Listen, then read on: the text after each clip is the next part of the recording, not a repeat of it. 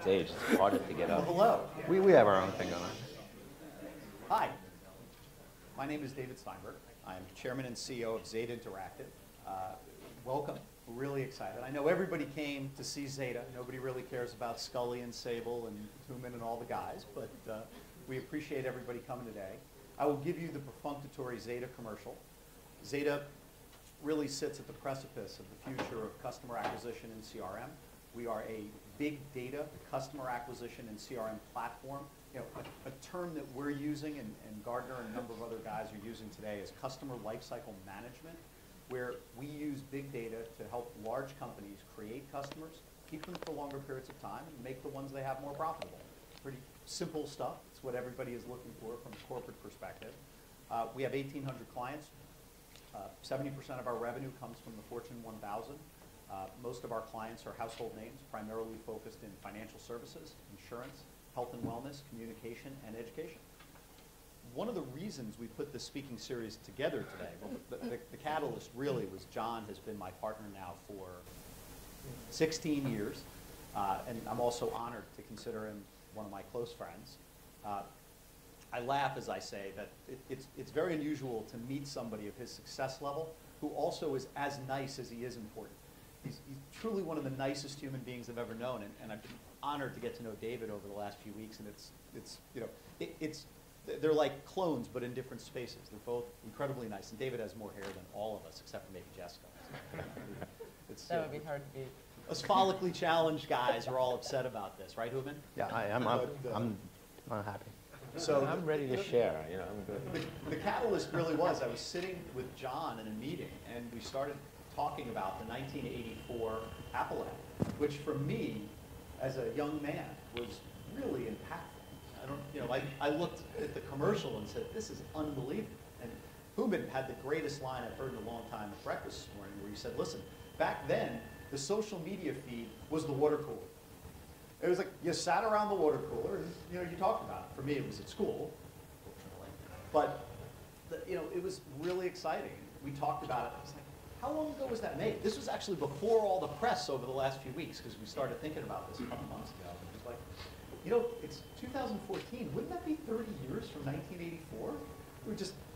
This would be a cool event to show the commercial and let John talk about how it was made and what was made, and then the opportunity to get David, who runs Young and Rubicon, to come in, one of the largest agencies in the world. One of the things that's impressed me the most about David is his true understanding of metrics and data. And what you're going to hear us talk about a lot today is how advertising has evolved. How has it moved from kind of audience to true metrics? And if you think about where we're going, to see where we've been is mission critical.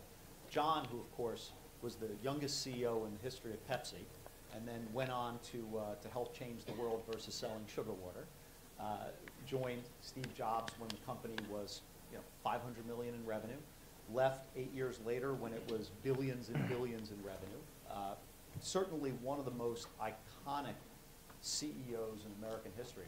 One of the great stories, which I'm sure he won't get into today, is as the first MBA ever hired at Pepsi, they didn't know what to do with him, so they put him on a truck. He was driving the truck. Jump ahead a few years. We do an event we were at the Masters, and we had a bunch of our new employees for a company we bought there. And John was telling this story about how he had been on a truck. And this poor young lady who worked for us looked at him and said, Susie, do you still drive a truck? And John didn't miss a beat, just looked up and said, no, they graduated me from that. But she didn't last very long in the organization. But was a really lovely person. With that, we're going to show the 1984 ad now, at least hopefully without too many technical glitches.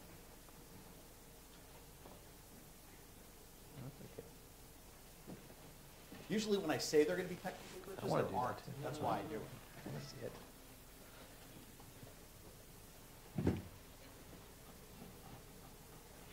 Good leadership. First glorious anniversary of the information purification directives.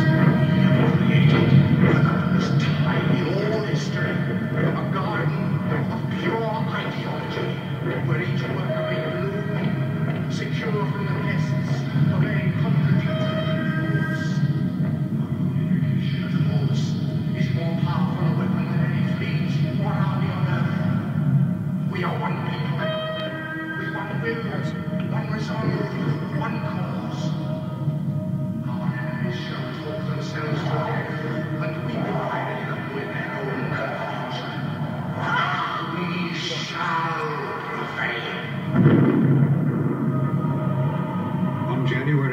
1984, Apple Computer will introduce Macintosh.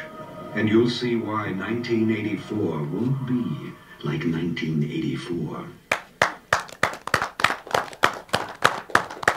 Guys? So with that, John. Thank you, David.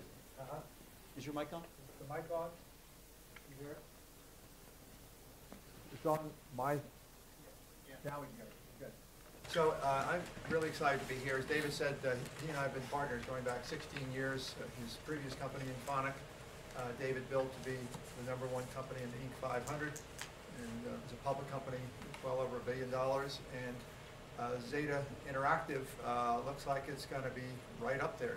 The company is screaming in terms of its growth and terrific talent team, and I'm really excited to be a part of it.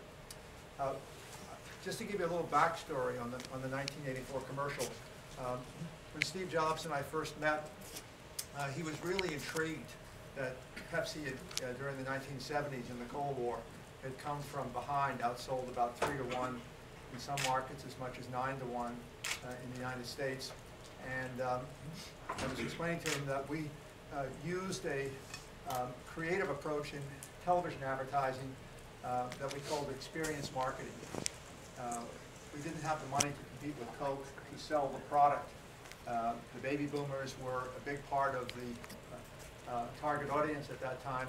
And so we said, let's sell the experience of a lifestyle. And the Pepsi generation was the first lifestyle television campaign. And then later on, we followed that with the Pepsi Challenge. And you might think we were trying to sell a product in that commercial, because you do see products, but all we were interested in was capturing, 4 or 5 seconds when a Coke drinker who had never thought of having a Pepsi in their life suddenly discovers in a blind taste test that they picked Pepsi. So that was all about emotion and experience, and Steve loved that idea because he said he was building this product still in development called the Macintosh, which was going to be all about experience. It wasn't going to be a computer in the sense of technology. It was going to be a personal appliance. It was going to be a product that was going to be, as he called it, insanely great and change the world. And he wanted to sell the experience of just how easy to use it was going to be. In October of 1983, the cover of Business Week came out. We were still developing Macintosh, and the cover of Business Week said, "The winner is IBM." And we hadn't even introduced the Mac. And so we were all sitting around, and we were pretty bummed by that. And we were trying to figure out, well, what can we do about it?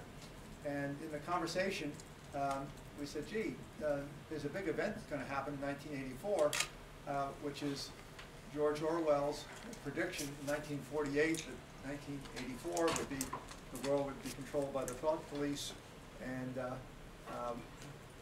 we said, well, yeah, but everybody's going to do a takeoff of 1984, but maybe not in January. And Lee Clow, who was the head of creative at Chiat Day, and Steve Hayden went off and came back a week later with this amazing commercial of the 1984, which you saw. You notice that there was never any product shown in the commercial. He was setting up this expectation of something amazing was going to happen.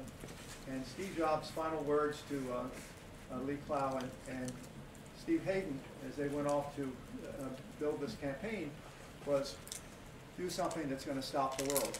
And this is what they came up with. I was at the Mac at 30 reunion last Saturday in Cupertino, and it was kind of eerie sitting there with 700 people in the audience, same Flint Center where Steve introduced the Macintosh 30 years earlier, the same engineering team that had developed the original Mac, and various videos of Steve going through the introduction of the Mac. And then Steve Hayden was there, and he showed the 1984 commercial and talked about it. So in that era, it was all about massive audiences. And the Super Bowl was not the Super Bowl as we know it today.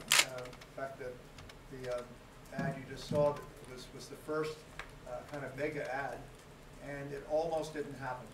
And the reason it didn't happen was when Steve and I and the marketing director for the Mac division, Mike Murray, went to presented to the board of directors, we showed the commercial, and there was just dead silence after. And two of the directors put their heads in their hands, and they looked down at the board table, and then they all turned to me, and they said, "You're not going to run that thing, are you?" Well, we said, well, of course we're going to run it. It's a great commercial. And by the end of the board meeting, they had given us instructions to go sell the time. So we went back to Jay Chiat and said, can you find somebody who will buy the minute, which we had. We actually bought 2 minutes. They sold one, so we still had one minute.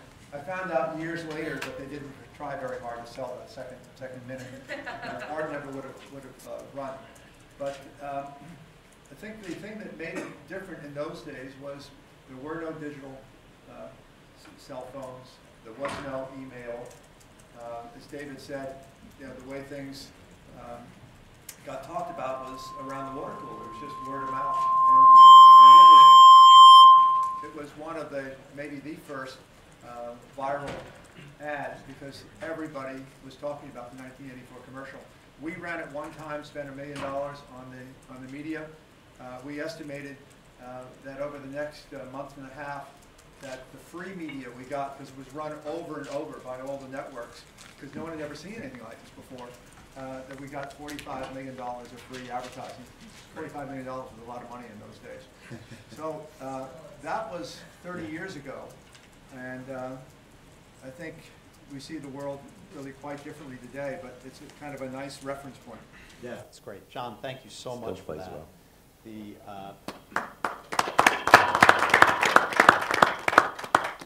We're in a small venue, so we were all up here at once. But John, just really always appreciate your insight. With that, I'm going to introduce the rest of our panel.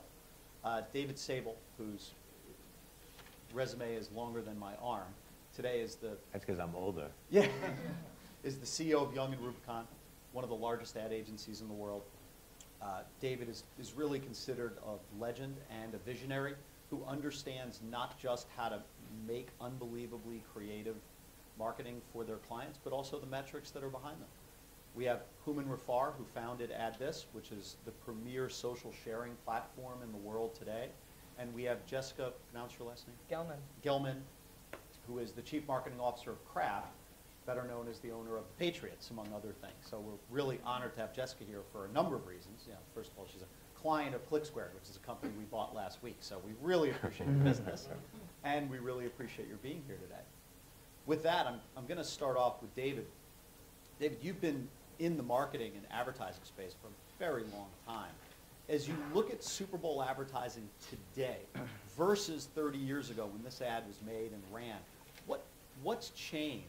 And for my own edification, one of the things I don't get is this whole pre-release of an ad. Like, what does that mean? So let's just go back to what's changed. If you listen to John, what he was talking about, right, was insight, inspiration. You watch that spot, and I remember it. I remember seeing it in 1984. We were inspired. You got the message. And by the way, those of you who, the only other time that I think that Apple has repeated that kind of creativity, and some of you might remember, was the launch of the iPhone. And if anybody remembers this, if you don't, go look it up because it's worth seeing. They launched the iPhone on the Academy Awards, and again showed no product because it hadn't come out yet. It was just a series of clips from Academy Award-winning movies of people going, hello, hello, hello, hello, hello, hello, hello, hello. These quick clips. And in the end, iPhone coming soon. What was brilliant about it was you knew it was a phone. You knew it was coming from Apple. They didn't need to show you anything, and they didn't tell you anything because you could put it together in your head. So that kind of insight and inspiration is critical. What's changed today, and it was viral, and viral is not new. Viral has existed in our business. Our business exists because of viral, because of sharing. It's always been what made great advertising. So even before 1984, we had, I can't believe I ate the whole thing, Flick Your Bic. I mean, there are 100 different iconic spots that I could recall that became part of the culture, became part of the cultural fabric, which is essentially what makes something viral. What's changed today is that we've lost insight and we've gone to what I call a GMOOT. You can write this down, G-M-O-O-T. Give me one of those. So the discussion now is not, how do I use this thing called 1984 to combat the Time magazine, or was it Business Week or Time, which Business Week cover, IBM wins the battle, and make a statement. It comes to give me one of those, make me a viral. Give me something that will be shared, right? Give me one of those, GMOOT. That is the difference. So what's happened is we've stopped looking for insight, and we said, okay, how do I juke the system? How do I get something that's shared? And we look to see what gets shared. And Human's going to talk about this. We're not even looking at the metrics, by the way. Because they're not saying, get me one of those things that's going to be shared, that's going to be seen by the 10 people of the 108 million that I want to see it. It's like, I just want to be able to say that I got 10 million views on YouTube. That's called broadcast television, in case anybody hasn't figured it out. So we've lost that. Now, I think it's really interesting. Again, you should look this up. I just saw it this morning before we came over. NBC has done the best Super Bowl ads of all time. And they've done the brackets, you know, because I guess they think it's kind of cool, it's sports, whatever. So they bracketed it. CBS should be doing the brackets. But, yeah, exactly. So they went, they're giving a lot of love to competitors on this. I was watching this one, I'm thinking, why did they do brackets? But there they are. The two, and now it's really interesting. 1984 didn't make it to the top two, which it should have, in my opinion, not because John is sitting here, but I really do believe it. However, the two that made it to the middle, and you might remember these, and if you don't, go look at them because they're great. One is the Clydesdale's Respect, which is just funny as hell. And the other one is a very iconic McDonald's commercial that ran with Larry Bird and Michael Jordan, which was sort of like their face-off. Now, why do I tell you that? Because none of the stuff that you've seen over the past 2 years that have caused such a big stir in the advertising community are in there. Because they are incredibly, memorably forgetful. So they share... Not including the ones you guys have made. Not including the ones we made. So, you know, sometimes even then. So bottom line, right, we know that the cat pissing on your shoes is kind of funny, and people will send it out millions and millions of times, but nobody's really paying attention to it, which is why, by the way, there's a statistic that says that 80% of the stuff that runs on the internet is not driving purchase intent, versus I did a lot of research on John on the 1984 spot this week. $155 million, which like today is 1 day's worth of sales, but in those days was a lot of Macs sold in the 3 months after the Super Bowl. So in other words, after that just drove people to want to buy it, right? So it was really good. Now, this pre-release that you asked me about before, so I don't know if you've been paying attention to this, right? So that's the new thing. We pre-release.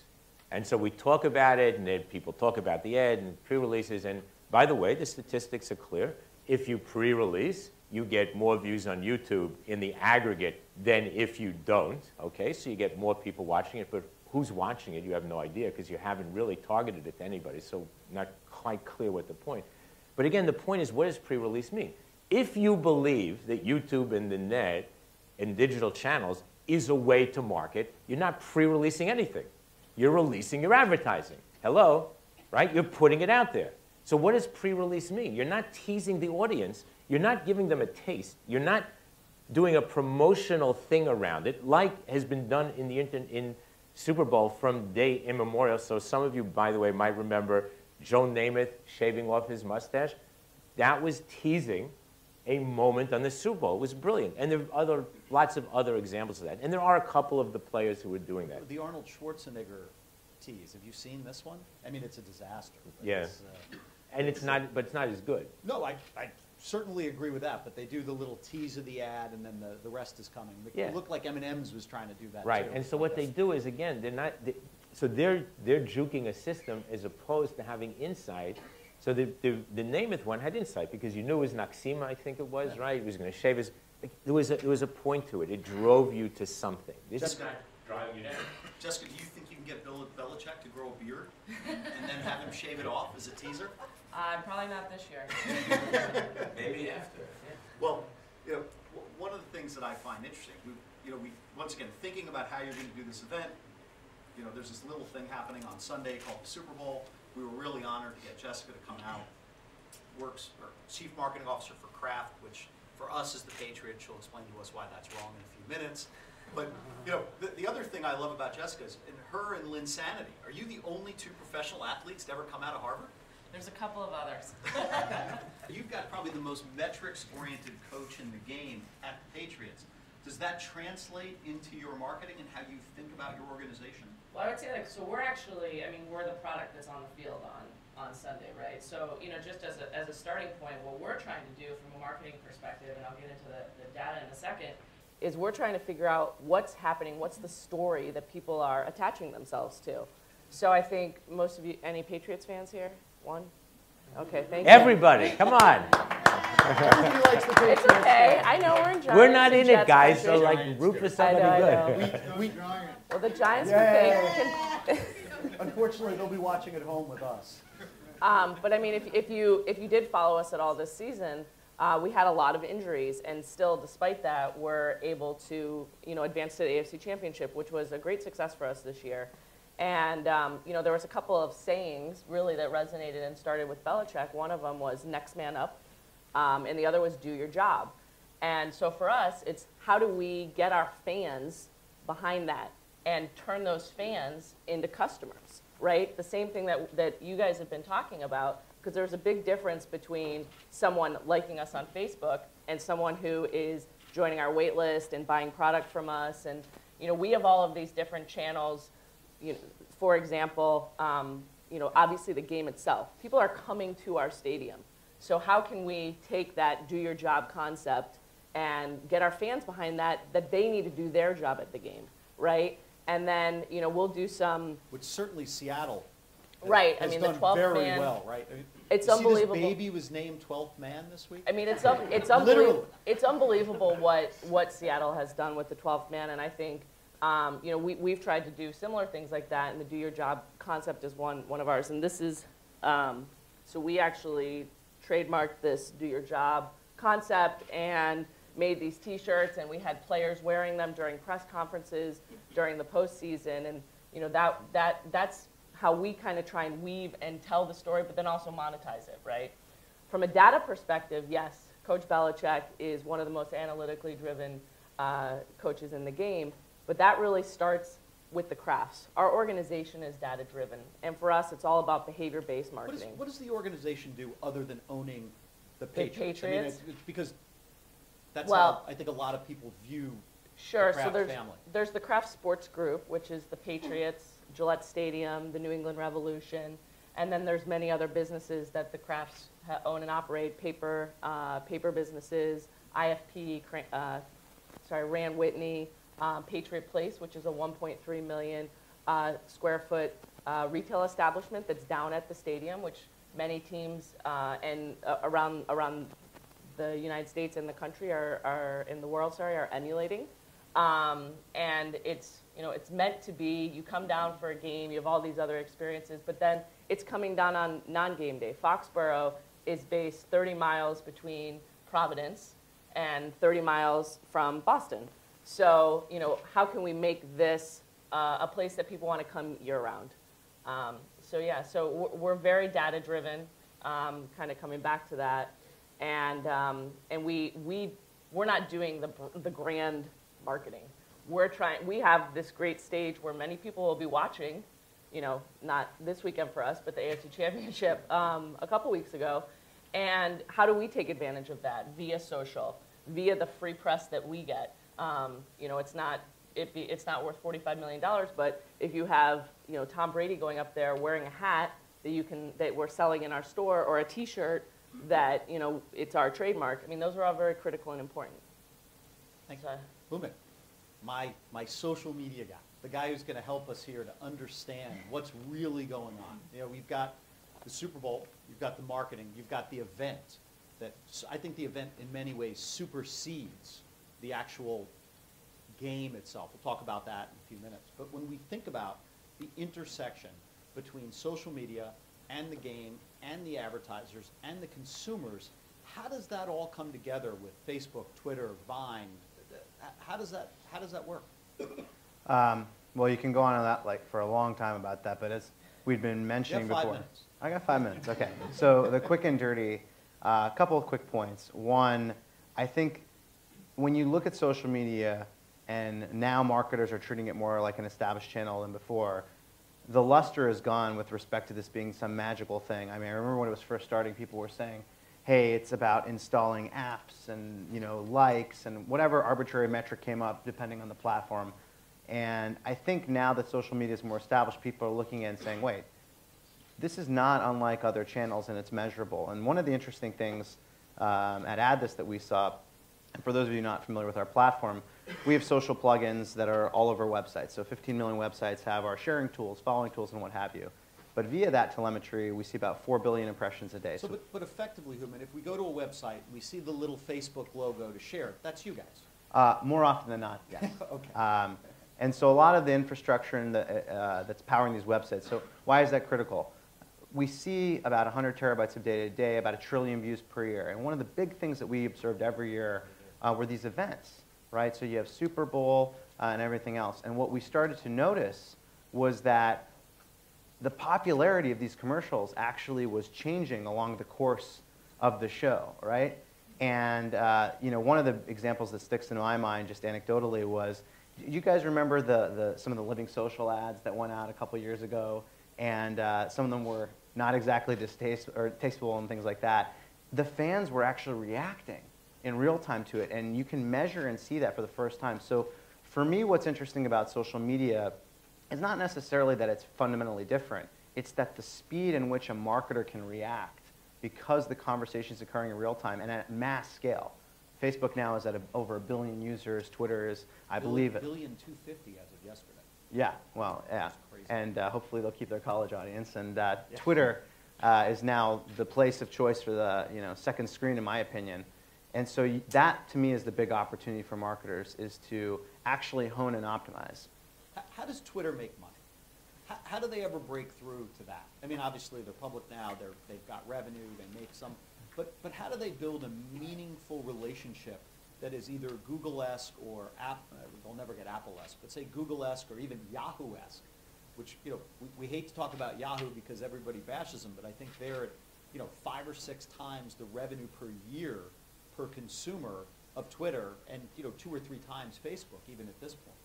Well, first off, I think when you look at Twitter's team, they brought on Adam Bain as the chief revenue officer. He came from Fox Interactive. He's an amazing CRO. He's done a great job, I think.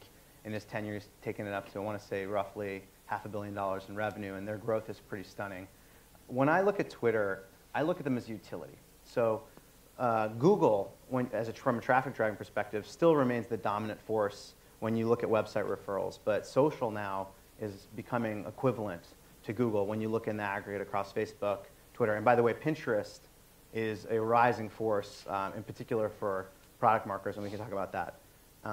So when you look at this utility of discovery, it's becoming important not just for publishers. So when I look at Twitter, because they're the place people go to see what's going on right now, and they've actually cemented that in a way that Facebook never could, right? They managed to be simpler, more public. When you look at TV commercials, the hashtag is becoming more dominant. And so I look at Twitter as the core pillar of their marketing platform today is really that feed. And I think they're actually monetizing it pretty artfully with the promoted tweet and the promoted accounts. That said, the bigger play with Twitter, in my opinion, and I think why I mentioned Adam Bain, is the data. And Twitter isn't just about what's going on Twitter. So for AddThis, for example, we see all the plugins all over the web. Twitter has one of the largest presences on the internet, not on twitter.com, but much like Facebook Connect, they silently kind of have become colonizing the web. And so they have billions of impressions of data. And with the purchase of MoPub and that mobile ad exchange, you're seeing them move into RTB in a way that I think is significant. And John, obviously, once again, we've been around together for a long time. We started together as partners in the digital space in '97. When you think about Twitter and you think about Facebook and you think about a number of these guys, how is advertising evolving from what was an audience platform into what now I believe is more of a metrics-driven and a data-driven platform, in your opinion? Well, I think Zeta Interactive is a pretty good example of that. company that David's built is pretty amazing from my perspective. We've got 39 PhDs. We're based in Silicon Valley, New York, Boston, other places around the world. It's truly international. And without giving specific numbers, let's say it's somewhere between 150 and 200 million in revenue this year, and it's very, very profitable. So this is a pretty amazing business, and it's all about marketing automation. We go in and we have 340 million name database, and we make data dips, and we profile, and we use data analytics to go in and target, customize it down to the individual. Now that's the complete other end of the scale of what we were doing back in 1984 with the Apple commercial, where we were saying we want to get on the biggest audience television show we can possibly get, which at that time was the Super Bowl. And now we're saying, we want to get so finely targeted with Zeta Interactive that we can combine social, we can combine relationship, and as you said, it's the whole life cycle of going from acquiring a customer, building the relationship with the customer, monetizing the customer, and doing it with a whole bunch of verticals. And I really think that that's a big part of the future of marketing. David, I mean, you obviously are on the other side of that in many ways. We obviously believe marketing is not going away, or advertising the traditional way is going away. But John's right. When we think about our Fortune 500 customers, we're trying to get down to the absolute most interested people and marketing to them through email, social, search, display, and going across the entire platform. How do you see that with what you guys do? So I think it's actually the best and most empowering piece of the world that we have today. First of all, we've always believed it. Y&R, we were the first company to buy a data company. It was bought in 1972, I think. We bought Wonderman, which was one of the very early data plays in the industry. So we've always believed that you had a target. I think the problem is, we were talking about this before, and you and I talked about it. So we talk about big data, but the truth of the matter is that big data is like talking about broadcast television. We want, at the end of the day, you want actually little data, not a little data, but the little data that gets to what I call the primal data point, like the person who's actually going to buy or purchase or recommend or whatever, the person who's critical to your business. So you want to get to that person. So that's great. We can do that now. But you can't neglect everyone else. So, for example, if you go back to 1984, if back then all they had done was go after whoever IT people were in 1980, in that year, and said, oh, we've got this great thing coming, it's called Apple, we're going to break 1984, nothing would have happened. Because they wouldn't have created a social revolution. They needed to be in front of a broad audience. They had to talk to a lot of people. And I think the problem is we keep mixing these things up. We don't look enough and say, what's the insight that drives me to do something? So sometimes we need to be in front of broad audiences. Sometimes we need to take the sales message and the ability to interact, which is really the key. That's what you want to bring down at the very, very end of the funnel so that somebody can actually make a purchase or make a recommendation. That's what happens. The issue of following data is, like, if I would follow all that data of all the people who are tweeting or Facebooking or whatever about the commercials, I wouldn't necessarily find anybody who's in my audience. There are people just talking about it. So I get zero insight from that. What I need to understand is, to get that insight, understand who in that audience is actually of my audience, and do those people like it? Are those people sharing it? Are those people reacting to it? And learn from that. Just because a whole bunch of people do it doesn't really make a difference.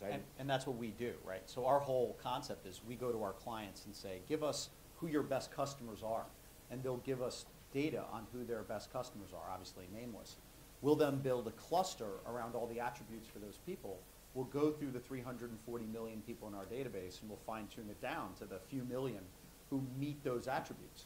And then we'll go find those people on behalf of our clients. When you think about what these guys said, what they both said makes so much sense to me. How do you agree with it, and how do you disagree with it?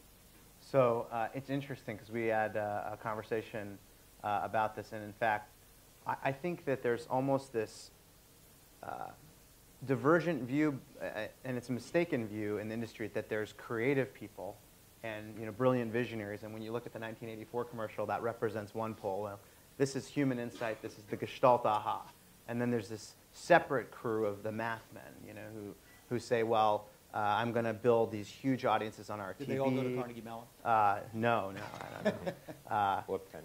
Yeah, exactly. And so basically, to me, when I look at this, the future is in the marriage of the two, because I do not believe, and I think we actually pretty much all were violently agreeing on this point earlier, was that data, if used properly, is going to lead you to those ahas. And so right now, I think the first wave, at least the last 4 or 5 years when I look at the proof points, so data has been driving RTB and results on display and social, and people are seeing a lot of direct response power, and that's driven up revenue quickly.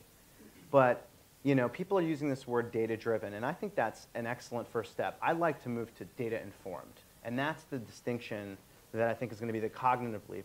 Data-driven, if you're looking at it, you'll optimize, optimize, optimize, and you'll get to this great high point. But the human aha, and where we need to build new systems is, hey, you know what? I'm at the top of this little hill. Let me step back. There's a bigger hill over here. And that's the kind of, aha that I believe drives the 1984 commercial. So can we use the data? Can we use the tools to start to drive and say, this is when we want to drive the water cooler conversation. This is when, that Super Bowl commercial happens. And to start driving maybe like a little bit more technique, if you will, versus just the strict A, B, A, B, A, B. And I'll just jump in. Like for us, especially during a playoffs or anything like that, it's all about acquisition. We're the #1 team in the NFL in terms of Twitter followers. We're number 3 in terms of Facebook followers. And in 1984 or even 2008, we didn't have either of those mechanisms to understand who our fans were. And so what we're trying to do is get those people as fans. And in some cases, your point, David, about people they're maybe talking about it, but what are they doing about it? So we want to acquire those fans socially, then bring them into our actual customer system, our database, and our warehouse, and start watching their behaviors and see what we can do. So one of the things that this is really fascinating to me. I talk all the time about, and I think this is to everybody's point. You've got big data, but how do you make big data actionable? 100%. Right. So what do you actually? And this is for me because what do you sell? I mean, I know tickets. Right. Merchandise, our wait list, joining our fan zone, which is, part of it is, yes, you're trying to sell, but in some cases, we're sold out. We have a 60,000 person wait list. Our goal is to keep people engaged and make them more loyal to us and have them coming down to our stadium or, obviously buying tickets or coming to concerts or whatever it might be. That's the end goal. But in the meantime, right now, we've had, over a decade of extreme success on the field. One day, we recognize that we may not. So we need to make those people real. As the Giants have found out, unfortunately. Right, but we need to make them real customers now. The Giants, won the Super Bowl in 2012, and this year they struggled. So will that mean that they will have seats to sell next year? I don't know actually that answer, but the answer is maybe. Probably not. But we have to think about the Red Sox actually experienced that this year. They had 2 bad years. Good. They were selling tickets for the first time this past year in a decade. Right? So our goal is, how do we figure that out? And to answer your question, how do we bring people in? When people join our database, we have a process of communicating to them, emailing them, and it's different types of things that we might offer them. Thank you, by the way. Yeah, and it's different things that we're offering them, right? So it might be, join our email newsletter, or it might be buy something, or it might be join the wait list. And all of those things are intertwined and trigger off of each other, right? So if you take one action, then you'll get a different communication. And that's how we are using data-driven marketing actionably. John, you want to follow up? Yeah, well, I find it sometimes helpful to get a context. You always understand something better when you can see it in a context. And the points that are being made are really good ones. But the context that I'd like to add is that in 2007, the iPhone was introduced. Shortly after that, Android was introduced. About that time, we started the beginning of cloud computing. And cloud computing is very different than anything that came before. What came before it was structured data. And structured data meant relational databases. Now we have almost unlimited processing power at ridiculously cheap prices. Almost unlimited storage capability at ridiculously cheap prices. And now we know how to handle unstructured data.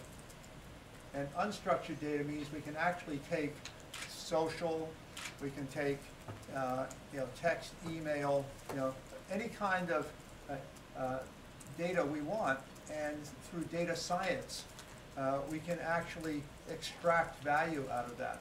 And the key word, I think, is what we just heard. It's about engagement.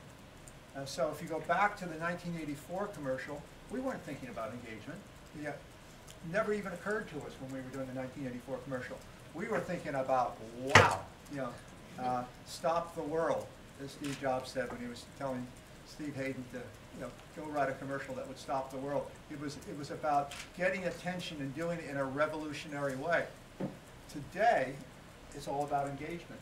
And there's so much clutter out there, so many different ways that people can get information that you run the risk of just numbing the mind. And so really the high watermark in great campaigns is about engagement and re-engagement and relationships, and then connecting that in a very personalized way down to the individual's interest, and then nudging them across to do something. And that's a dramatically different way of thinking about communications and marketing than anything we were thinking about 30 years ago. To which I would just add that the one thing I don't 100% agree is I think you did engage people because you engaged their minds. And I think that what Hume is saying, which I violently agree with, But if we did it, we didn't do it intentionally. No, I understand, but that's what made it so good. And that's I think where we've taken a left turn. Because see, the problem is that this is what happened at the beginning of the CRM revolution 12 years ago. People were buying these big CRM systems and thinking, oh my God, this is great, I'm going to change the world. But they never thought about what you put into the system. Right. They thought you just plug it in and it works.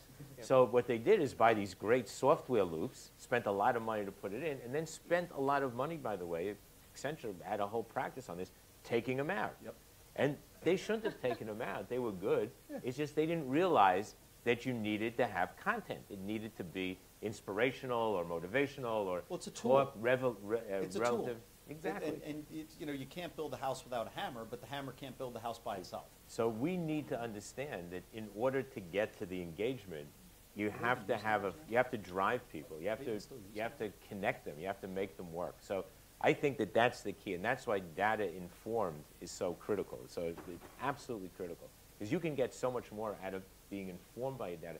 And by the way, I always believe you got to learn from the big guys. So understand why Google and Facebook and Twitter are hiring human analysts. Absolutely. Which they hadn't before. Yeah, our biggest hiring is around PhDs, masters, analytics. And I think what we're talking about is something that has been widely publicized in sports, right? Moneyball. You guys, I'm sure, have all seen the movie. But that is really this juxtaposition that we're talking about right now.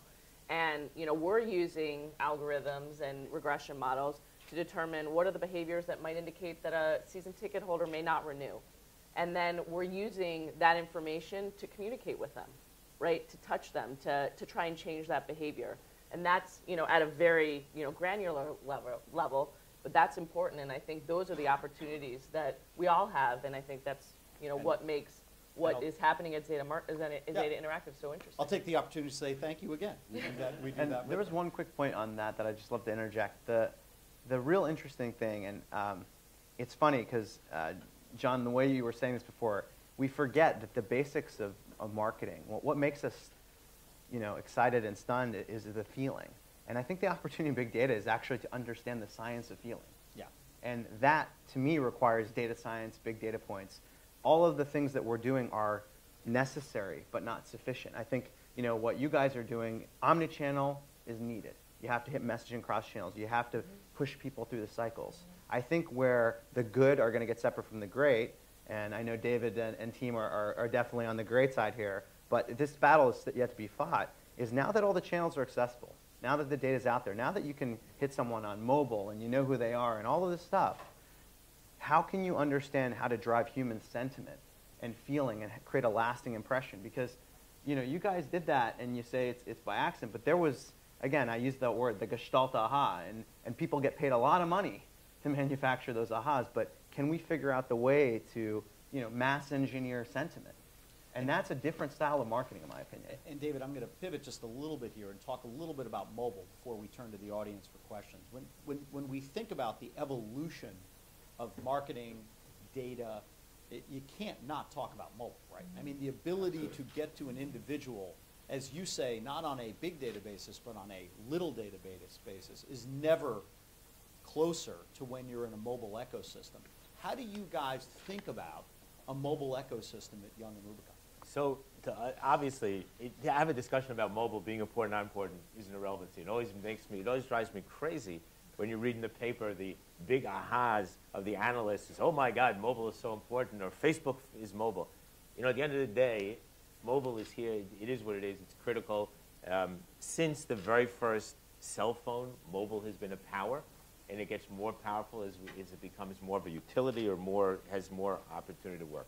But relevance is the key, and that's where the data comes in. Yeah. Because 1984, on mobile, while I'm walking down the street looking for a restaurant, is going to have zero impact on me. So the question is, how do I take the message? So if I'm Apple, how do I think about where David is walking? If he's walking down Broadway and he's near the Apple store, can I serve him something and get him to go in there? Location-based services. Or shouldn't I? So it's location-based. It's time-based is becoming more and more important. No question. It's whatever. It's use of apps. It's understanding what's important. And I think the problem that we're having with mobile is everybody just thinks, oh my God, mobile advertising, I just got to take whatever I have and push it through the channel. And it's just the wrong way to think. My partner Steve always says that email is the ultimate mobile app. You know, it's kind of nobody uses anything more mobily than that. Yeah, I think, I mean, we really closely watch how our customers are consuming any communication that we send to them. 3 years ago, it was maybe 5 to 10% mobile. Last year, it was 30% mobile. This year, we're close to 60% of emails and web being consumed over the mobile phone. And we've had to change our creative, make it simpler. You're rendering it. It has to change, and the messaging needs to be clearer and a specific call to action. Simpler, clear with a call to action. John, when you look at this, what do you think about the evolution of mobile? Well, everything is mobile. Just like over the last 3 decades, we started talking about desktop. Nobody talked desktop in the 1970s. Right. It was the desktop. And then it became the desktop, and then it became the laptop, and now it's mobile. And basically, you have to view everything today through mobile because it means that you've got a personal way of staying in touch with people.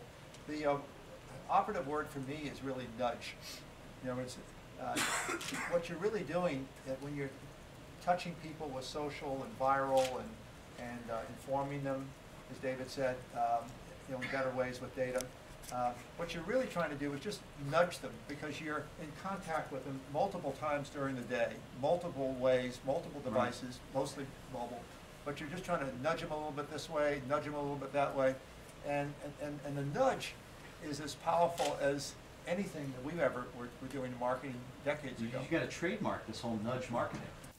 I'd also just add one thing. I think with I'm just watching the room, like we don't segment the use of mobile enough because here are people who are on PCs, God forbid, but those are actually mobile.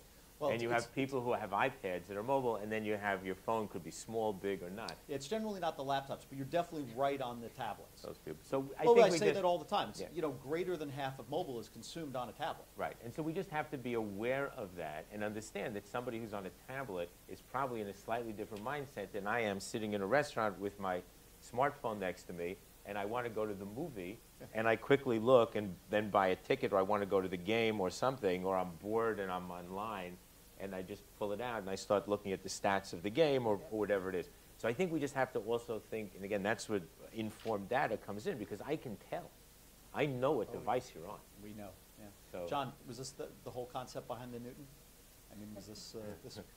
Well, the Newton, actually, Walt Mossberg said in the 20 years that he'd been writing columns in the Wall Street Journal, he picked the most important technology, you pick Newton. Now, Newton failed as a product. It was introduced in the beginning of 1993. I had one, by the way. And I wasn't technical enough or smart enough to understand that, we were probably 15 years too early. We were the year before the World Wide Web was introduced. We were before digital cell phones. We were before any kind of data could be sent over any device, over a network for consumers. And so sometimes you can have some of the right ideas, but you don't have the right idea at the right time. But ironically, out of Newton came the development of the ARM microprocessor. It was created for the Newton. Apple owned 43% of it, and that is now in roughly 8 billion mobile devices today. So, Well, that's why Wasserberg chose it. I read the article. He said this is the DNA of the Newton is in almost every device, right? Hooman, were you born when this thing came out? Yeah, I actually was coding then. Well, you were probably coding in your crib, knowing you well. What do you think about this kind of evolution of mobile? It's interesting. So, and I think one point I'd like to make is, and this is in social in general, I think people underestimate email. And when you look at mobile, for example, email, I believe right now, 60% of your email consumption, I think, is moved to mobile. 64. Yeah. So it's a pretty significant amount. And so when you look at that, that's the one stat. The second thing on email, which is interesting, and we found this on a broad scale, email on a per-click basis in terms of driving, when you look at open rates and conversions, it's more effective than Facebook. And it's more viral than Facebook. So the click-through. So it's actually quite interesting because what you're doing is you're taking a very small group of people and the probability of them opening and probability of them converting because it's friend recommendation or a close connection is very high. So that's just one point. The second point on mobile and the evolution, I think where we are in the cycle, and it'll be interesting how this changes marketing, remains to be seen, is we're in a very similar spot, and it's funny to be here with John here, because I just wrote an article, hasn't come out yet, on Google and what they've done. Google has managed to pull the move Microsoft pulled. Almost, I guess it was in 1980. So Microsoft went to IBM, 2 young guys, and said, hey, we have an operating system. Awesome. Promptly turned around, paid $50,000, and sold it back to them and built a $300 billion company off of the back of that purchase. And when you speed up again, the same guy, Steve Jobs, reinvents the category again, and the same company, Microsoft, doesn't do the move. In fact, Google steals from their playbook, spends $40 million, and now is on their way to becoming the dominant, not just operating system. Well, you should point out, they spent $40 million to buy Android. Exactly. They bought Android. That's what Android cost. $40 million to win, potentially. That's like 6 minutes of revenue for Google. Yeah, but now, Android is on its way to becoming the de facto operating system, much for the same reasons why Microsoft was, because they're helping that arms race between all these hardware manufacturers. So from a marketing perspective, I think it's critical, when you look 5 years forward, the dominant architecture will likely be Android, Chrome, ARM processor. So how is that going to affect marketing? For those of us in a cookie world, good news is now Apple was really restrictive on that. So there's going to be actually a shift back. So there is some easing in the marketing ecosystem. But what other changes are going to occur as Google becomes more and more the center of this new universe? That's interesting. With that, I'm going to open it up to the floor for questions. We'll start with you. You have a mic, or do you want me to yell? Yell. Okay, I'll yell. Marketing automation. What I'd like to address to you, David, and you, David, is B2C and marketing automation. I write about this. I talk to Forrester. I talk to companies such as yours. It's a small penetration, even in B2B, where it's focused on. Yeah. Tends to be startup companies, because the problem is having a collaborative organization that you can install it in. It's hard. So newer companies can ingest it more easily. Yep. So as talking about the pre-release, I was talking to somebody from Unruly last week who does the viral ad thing. And I'm like, pre-release, you're spending $4 million for it, and you're going to pre-release it. I don't get it. Her thing was, well, what you do is you get 2 spikes. You can pre-release it. You get a spike in social before, and then after it runs. So my question to you, David, is, do you have any clients that use marketing automation to go in there? Because there's people out there, right? They're engaging. Do you have anybody in B2C that is actually using marketing automation to go and mine that data? Oh, yeah, for sure. I mean, again, we own a company called Wonderman. It's our partner. It's a company that I was running for a number of years. And the whole premise of that business from day one is, the early days of what he's doing today. And we've talked about this. In fact, we're talking about some collaborations now. So yeah, so that's always done. I mean, that is something that's critical to us. It's something we've looked at from day one. Used to be done using cards being pulled off of, today it's done in other ways. But I come back to the same notion. I think you've been hearing this from all of us. It's not just about the automation. The automation is the tool that makes it more efficient. The question is, what do you put in there, and how do you get it to work for real? The other thing, just if I could, just one point on this, on the pre-release. So we did an experiment last year, and it's fascinating. And I only point it out because I'm so against I mean, not against pre-releasing. God bless people who do it, but the hype around it just mystifies me. So we had a client named Dell who decided not to go into the Super Bowl last year. But we had a new piece of work, and we had planned to release it, meaning just start the media buy a few weeks after the Super Bowl. So came the Thursday before the Super Bowl, we said, you know what? They got all this hype out there. Let's do something. Sunday of the Super Bowl last year, without a penny in paid media.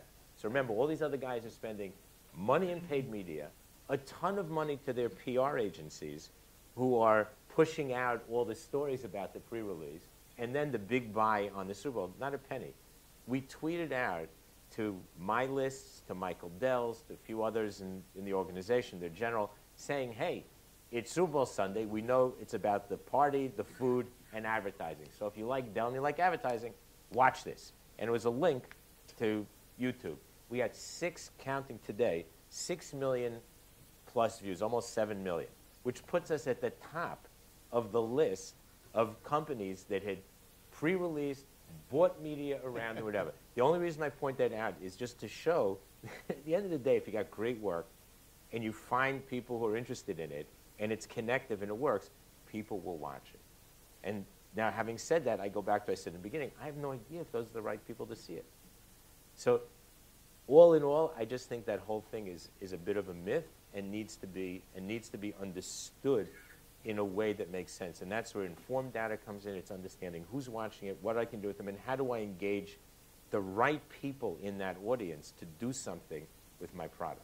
And to answer the marketing automation question, it is interesting in that you don't have to use the entire suite of marketing automation to make it work. So we have very large companies using it. I think of the simplest way of explaining marketing automation, it's just the ability to create millions of if-then statements. If somebody does this, then do this. And we all get that. We all get if-then statements. So we talk about data science, we talk about analytics, we talk about our masters and PhDs that we have. At the end of the day, it's the ability to build extremely detailed if-then statements. If somebody books this flight, then sell them this hotel room, not that one. Sell them this rental car, or know that this person doesn't like rental cars. They actually like a driver. We can do all that. I mean, I'm an example of that because I travel a lot, right? I think a lot of us do. And when I book a trip, I get the most irrelevant offers you can imagine. I mean, I get offers for like I won't use names, but like the lowest end hotel you could find and renting a Taurus, which is nothing wrong with Tauruses, but at the end of the day, I'm generally on the phone, I'm doing a conference call, I want to be picked up and taken to a Hyatt or Marriott or someplace like that. The ability to know your customer and better customize the offers to them, which is exactly what she was talking about at Patriots, and fortunately using our platform to do it. That's what we strive for. So you don't have to go to a Fortune 500 company and say, give us your data to make this work. We can take components. We can build special offers that are customized that can go across email and social and display on a very targeted, very behavioral basis, both to keep existing customers, sell their existing customers more stuff, and create new customers. And I would have pegged you for Motel 8. Yeah, so. well, There you go. they do. But of those Fortune 1,000 clients of yours, what percentage are B2C companies? Well, almost all. I mean, we were, yeah, we're a B2B2C platform, which is a term that I started using in '97, where we literally go out And we're selling to corporations to help them build deeper and more meaningful relationships with their customers. And that's what we do. I don't think we, in fact, have even 5% of our business today that is pure B2B. Sorry, I'll go around. Dave Olivier from Forbes. If I could ask a kind of a what-if branding question. Probably Jessica could speak to this, and maybe David. Being that it's Super Bowl week, and it's being played in New Jersey, even though everybody's... Don't tell anybody. Don't tell anybody. The New York metropolitan area. Yeah, sort of. When I hear Peyton Manning saying he's glad to be playing in New York, I want to make sure he's going to go to the right place on Sunday. He might show up at the rail yard. Yeah, right. But I wanted to sort of ask you about the branding of New England as opposed to Boston, and how important that is, and what would happen, let's say, if the New York Giants and the New York Jets changed their name to New Jersey as the Devils are. Would it make a difference in how they're perceived and how they're sold? Maybe it should be the Tri-State Giants, right? I don't think that would sell that. No, I don't think so. I mean, I think New England, the concept is you're trying to broaden your reach, right? At one point in time, we were the Boston Patriots. No, I Oh, really? Yeah, we were, and we've played all over Boston. We've actually, so I think it's really about being able to relate to as many people as possible, but also, I mean, if you're talking about New Hampshire and Vermont and Rhode Island, I mean, they don't have the, size from a population perspective to support professional teams. So, I mean, I didn't really answer your question, but it's really to broaden. I mean, and actually, we have a good part of Connecticut as well. If you were still the Boston Patriots, would you have less to market? Do you think that would hurt you? I don't think we'd have less to market. We might have less fans to market to, yes. I mean, we go down almost, into the Fairfield County in Connecticut. We have many season ticket holders that are down in that part of the country. I mean, we also have season ticket holders in New Jersey, by the way. John, David, as native New Yorkers, you want to? Yeah, look, I don't want to denigrate New Jersey. They've got a governor who does it himself. So, but I think that over time, I don't think it would make a difference, right? Because everybody would, it's a great team. If the team is great, people are going to go. I think with the Giants, it's because they were the New York Giants, and if you change it now, I think people would make sense. But look at the Nets. I think Brooklyn is brilliant because it's edgier. So they've played, or they've taken they've gone the other way. They've gone even smaller, but because it's got sort of this edgy, hip kind of thing, it gives them a bigger audience. So I think in their case, it worked really well. I think, again, the question is if what they would do with New Jersey over time, I don't think would really make a difference, frankly. We have time for one last question, I've been told. I'm going to go to him only because he put his hand up first. Thanks. Better be good. Yeah, I'm just hopefully, kidding. we'll see. I'm just kidding. I'm John Blackledge, Internet Analyst at Cowen and Company. It appears that the panel has said that, the large digital platforms like Facebook, Google, Twitter are driving targeted engagement at scale, and arguably much better targeting than television. My question for you would be, TV still 40% of total U.S. ad spend, global ad spend. When do we see that shift? And then maybe if you put your CMO hat on for PepsiCo's TV budget still is probably greater than 40%. How do we think about that? So I would argue that part of the problem are analysts. So no offense, but because I think the issue is analysts keep looking for this magic number that's going to switch. Like it's all going to switch. Television's going to be dead. There's no more TV. I don't know what TV means anymore, right? So it's about content, and so I'm going to keep putting my money into content that gets out to a good number of people, because I don't only want to go, see, again, if I only go to the targeted people, if I follow the channel down, right, and only go to the people who buy, I have now missed out on people who might buy. I've missed out on getting people. The great example that the head of Group M always uses, Earn Gallagher, he always says, if I start marketing Mercedes to the 35-year-old who can buy it when he's 34 years old or on his 35th birthday, I'll never sell a Mercedes. I have to start when they're 16. And if I start when they're 16, by the time they're 35, they're so salivating to want it, it's an easy sell. So I think we have to understand that marketing is about motivation. It's about creating bigger, there's circles, right? So there are people who buy, there are people who influence, there are people who are influenced, there are people who might be influenced, and then there are people we don't care about. So we're always going to have some of that. And by the way, on Facebook and with all the targeting and all the Twitter, we have tons and tons of people who still are completely irrelevant, who we don't get. I mean, I think you just heard it here with the email marketing, right? You watch your feed on Facebook, and you watch that thing kind of click down. You tell me that all those ads are relevant. Look at Google. Look at Google, right? Google is the biggest joke. I don't know if you've checked your profile ever on Google, which you can do. My profile says we don't know who you are. Now, It's still early, though, right? well, I see, I'm arguing that they'll never know because I have such a nano-trend view of what I do online. I'm a gamer, I'm CEO of a company, I'm a world traveler, I'm a bit of a hippie, I like a particular type of music, Pete Seeger and all that stuff. I'm a grandfather. You put all that together, I create zero profile for them. Now they're not telling that. You can't cluster me. Now they're not, trust me, they're not selling my data and appending to it. We don't know who the hell this guy is. I guarantee you. But that's the problem, right? So we're always going to have a little bit of that. There's always going to be some waste. We'll be able to target, absolutely. Maybe it'll get to 70%, maybe even 80%. But there's always going to be a piece. So I think we need to understand there's always a broader piece. John, so I hope that answers. You want to finish this up, John? Well, I don't have any specific observation on Pepsi's marketing other than to say that these mass consumed products, whether it's automobiles or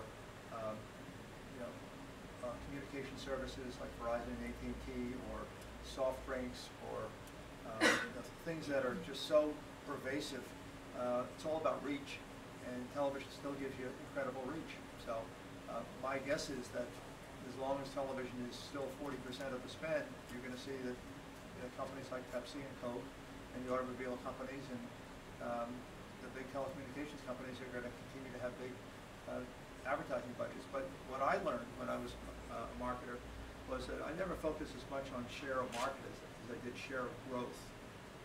And in these big industries which aren't growing as fast as they used to, there are little pockets of growth. So sometimes it's bottled water, sometimes it's vitamin fortified drinks or things like that. So I would be much more interested in what's going on in the market segments of share of growth, and that's probably not going to be in television. That's going to be in some of these other medias that we're talking about that are much more narrowcast. And with that, thank you very much for coming. We really appreciate it.